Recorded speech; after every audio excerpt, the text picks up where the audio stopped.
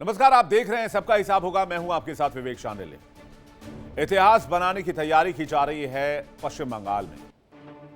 जहां परिवर्तन की गूंज सालों से बंगाल की गलियों में सुनाई दे रही थी, वो आज हकीकत बनकर पश्चिम बंगाल की जनता के सामने खड़ी है। जनता ने आदेश दे दिया है, जनादेश आ चुका है। दीदी के युग का खात्मा और सुवेंदु दादा के युग का शुभारंभ। प्रधानमंत्री नरेंद्र मोदी, गृहमंत्री अमित शाह के मार्गदर्शन और नेतृत्व में विधायक दल की बैठक में ऐतिहासिक फैसला हुआ। लोकप्रिय नेता सुवेंदु अधिकारी को सर्वसम्मति से विधायक दल का नेता चुना गया। लेकिन सिर्फ एक पद नहीं है, बल्कि बंगाल की उस जनता की जीत है जो सालों से असल परिवर्तन का इंतजार कर रहे थे। जिस सुवेंदु अधिकारी के हाथ में बंगाल की कमान दी गई है, जरा उनसे भी आपका परिचय करवा देते हैं। सुवेंदु अधिकारी का जन्म 15 दिसंबर 1970 को हुआ। मेदिनीपुर जिले का कारकुली इलाके में उनका जन्म हुआ। विरासत में मिला। पिता शिशिर अधिकारी बड़े राजनेता रहे, तो विरासत में राजनीति मिली। अगर शिक्षा की बात की जाए तो रविंद्र भारती विश्वविद्यालय से एमए किया। तालमुख लोकसभा सीट से सांसद 2009 में बने। फिर 2014 में तालमुख लोकसभा सीट से दोबारा चुने गए। 2016 में नंदीग्राम विधानसभा का चुनाव जीता। ममता सरकार में मंत्री रहे और टीएमसी का प्रमुख चेहरा भी रहे। लेकिन करियर में एक बड़ा मोड़ तब आया जब दिसंबर 2020 में उन्होंने टीएमसी का साथ छोड़ दिया और वो बीजेपी में शामिल हो गए। फिर 2021 में नंदीग्राम से ममता बनर्जी को हराकर विधायक बने और 2026 में नंदीग्राम और भवानीपुर दोनों जगह से सुवेंदु अधिकारी जीतने में कामयाब हुए और भवानीपुर सीट से भी इस बार ममता बनर्जी को हरा दिया। तो बीजेपी के हिंदू पथ और राष्ट्रवाद की लहर ने टीएमसी के वोट बैंक को पूरी तरीके से हिला दिया। जो वोट कभी टीएमसी की ताकत थे, आज वो बीजेपी के खाते में शिफ्ट हो गए हैं। ये मोदी शाह की रणनीति और सुवेंदु दादा के जमीनी संघर्ष का नतीजा बताया जा रहा है, जिसे बंगाल में टीएमसी के साथ खेला हो गया। अब आपको बताते हैं टीएमसी के बंगाल को कैसे भगवा बंगाल में बदला गया और किस पार्टी को कितनी सीटें आई 2026 के रिजल्ट में। बीजेपी को 206 सीटें मिली, जो भी अप्रत्याशित रही। बीजेपी के बड़े बड़े धुरंधर भी 206 सीटों की उम्मीद नहीं कर रहे थे। टीएमसी की बात करें तो टीएमसी लुढ़ककर 81 सीटों पर आ गई। कांग्रेस की बात करें तो 2 सीटें कांग्रेस के खाते में गई और अदर्स के खाते में 4 सीटें आई नतीजों के बाद। तो बंगाल में खेला हो गया और टीएमसी का वोट घटता चला गया, बीजेपी का वोट बढ़ता चला गया।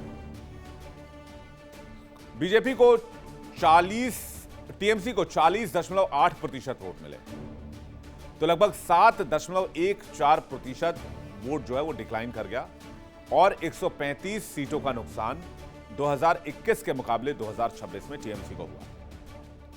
जबकि बीजेपी को 45.8% वोट मिले और वोट प्रतिशत 7.87% बढ़ा, जबकि इसी अनुपात में सीटें बढ़ी 131। बंगाल पूरी तरीके से अब बीजेपी के रंग में रंग रहा है।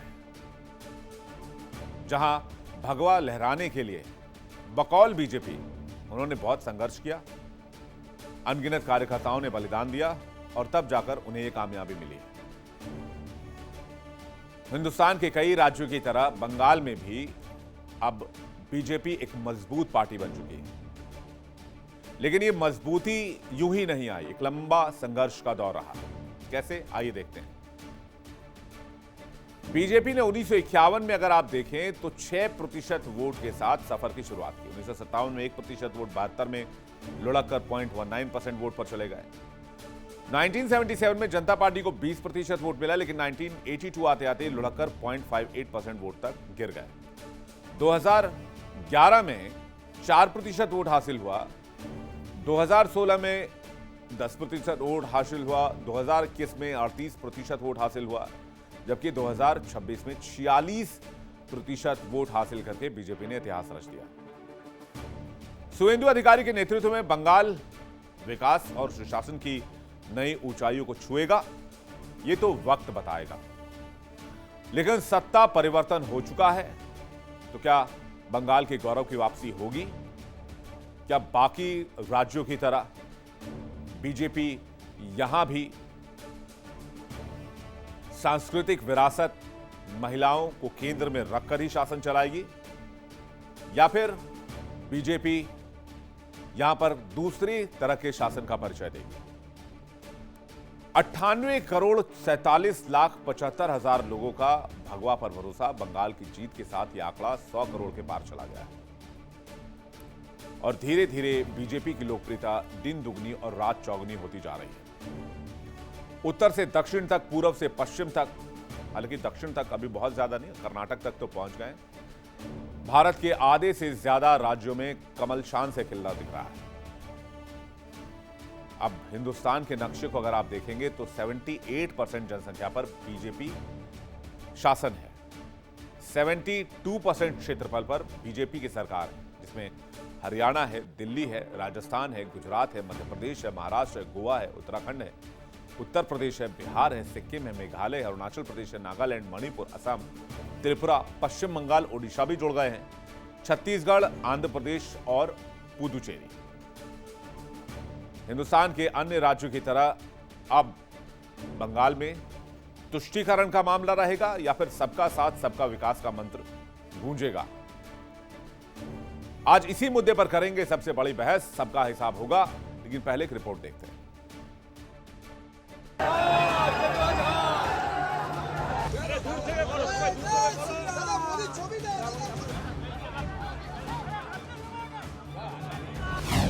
बंगाल में आए भगवाधारी, राज तिलक की तैयारी।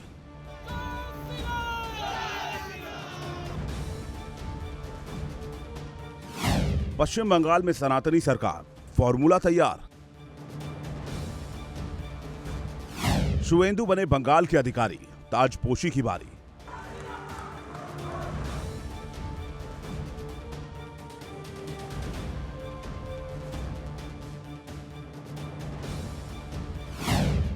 पश्चिम बंगाल में खिला कमल, शपथ ग्रहण कल।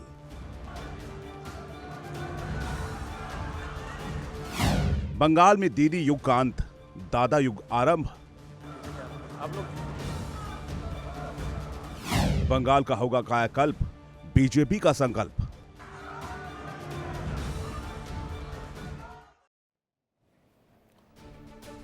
तो सवाल नंबर 1, क्या शुवेंदु सरकार बंगाल की जनता की आकांक्षाओं को पूरा करने में कामयाब होंगे?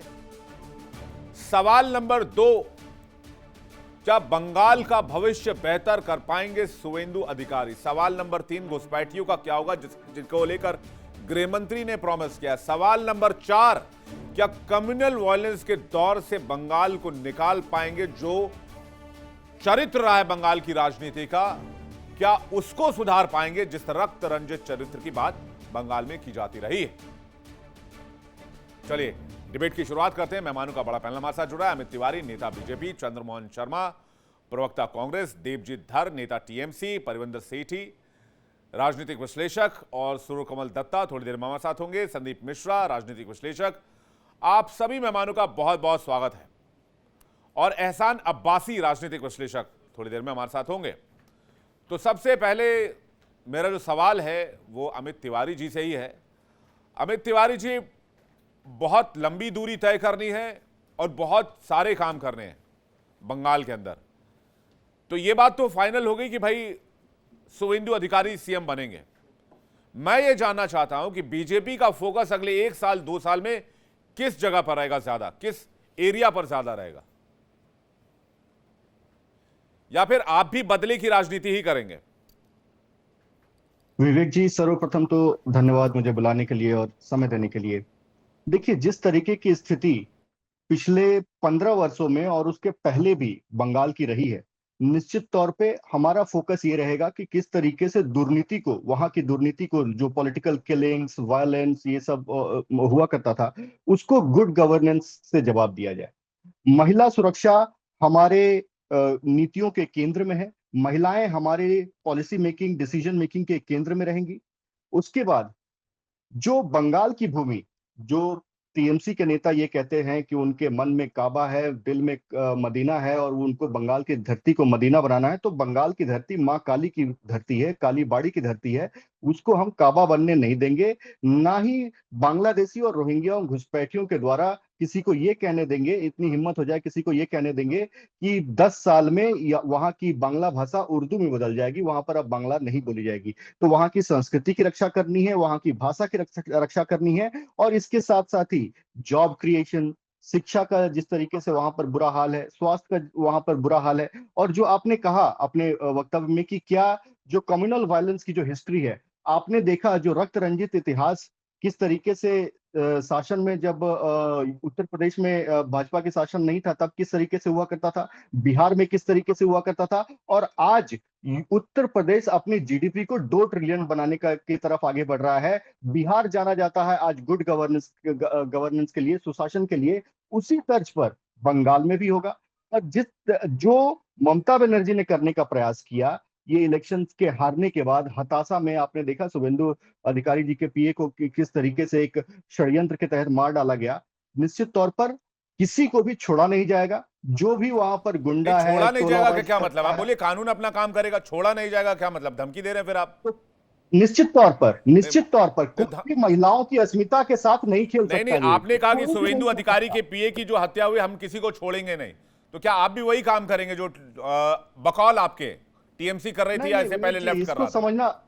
इसको समझना पड़ेगा कि लेफ्ट, टीएमसी, इंडिया अलायंस, इसमें से और बीजेपी में फर्क है। हाँ। फर्क है कि उनकी दुर्नीति को हम गुड गवर्नेंस से हराते हैं। जो उन्होंने किया है उसको कोई भी कानून के तहत दायरे में रहते हुए कोई किसी को भी उसके बाहर जाने की इजाजत नहीं मिलेगी बंगाल में। ठीक बात है। जो खुला छूट दिया जाता था दंगाइयों को, जो खुला छूट दिया जाता था टोलाबाजों को, जो खुला छूट दिया जाता था उनके गुंडों को, वो अब नहीं मिलेगी। अब पुलिस के हिसाब से चलना पड़ेगा, वहां पर कानून के हिसाब से चलना पड़ेगा, संविधान का राज होगा वहां पर, ना ही किसी रोहिंग्या और बांग्लादेशी के हिसाब से चलना पड़ेगा। देखिए इंडिया डेली 24/7 अब आपकी स्मार्ट टीवी पर। इंडिया डेली मौजूद है सभी डिजिटल प्लेटफॉर्म पर लाइव और लगातार। इंडिया डेली 24/7 हर दिन राष्ट्र को समर्पित।